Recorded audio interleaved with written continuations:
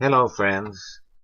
This is a book trailer on the life story of Cindy Hampton, a book that will soon be released on Lulu.com.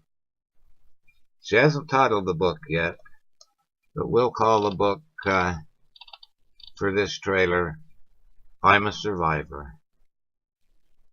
Was I born to be scarred in mind and in my soul, coming from a family beyond guilt where sin and abuse are the survivors? As I think back to the early days of my life, I drown in tears of sorrow and regret. If I was supposed to be God's child, where was He? Or is there even a God, I wonder? If there is, why has He put me in hell? The torture, the physical abuse, and mental abuse have left marks on me that I'll never be able to wash away. If you haven't lived in purgatory, then there's no way on earth that you could know where I'm coming from. This is my story. I hope it gives comfort to those who have been abused. My name is Cindy Hampton. I was born in Salt Lake City, Utah, October 6, 1971. God sent me on dark clouds of thunder and lightning. Or was it the devil? As I think back in time, I'm pretty sure it was the devil. I come from a large family of users and abusers. If there was only one lump of shit in the whole world, I would be the one to step in it. When I read Susan Hunt's story, a friend of mine on the Fellowship of Writers, I felt tears well up in my eyes. Unlike her father being a psychopath, my mother was an abusive bitch that raised me in a house of horror. Susan's story made me cry, not only for her but for me, because it brought back memories buried in hidden graves. Her life and my life experiences were parallel, as if we were molded in clay by a sick sculptor. Sexual abuse survivors, with the stigma of shame surrounding the abuse, often especially struggle with the feeling of being damaged, and like Susan, they turn to alcohol and drugs to ease the pain and make them feel less damaged. Regardless of the type of child abuse, the results leave a lifetime of emotional harm.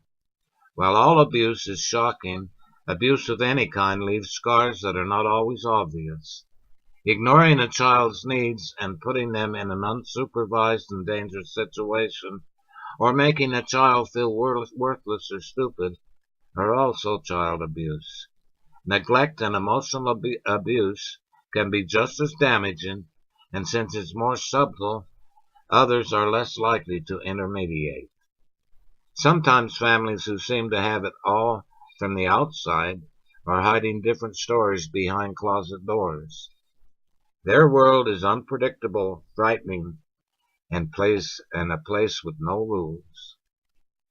Some abused children grow up to be abusers, but many adult survivors of child abuse are strongly motivated to protect their children against what they went through and become outstanding parents.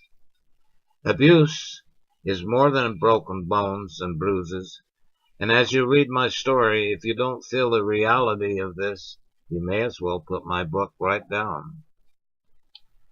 I'd like to write about the good times in my life, but that would be less than half of a chapter, because the good times have been far and few between. Blood, sweat, and tears are staining the pure white canvas as I write this story.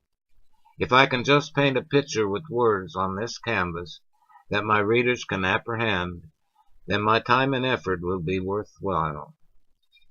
Making my words talk on paper is the hardest thing I've ever done, so please don't judge my writing ability, but do listen to my story. Put your ears to the paper and feel my emotions. I've divided my story into 4 parts: adolescence, my teens, my abusive relationships, and my struggle to survive. The climax will reveal the shocking truths.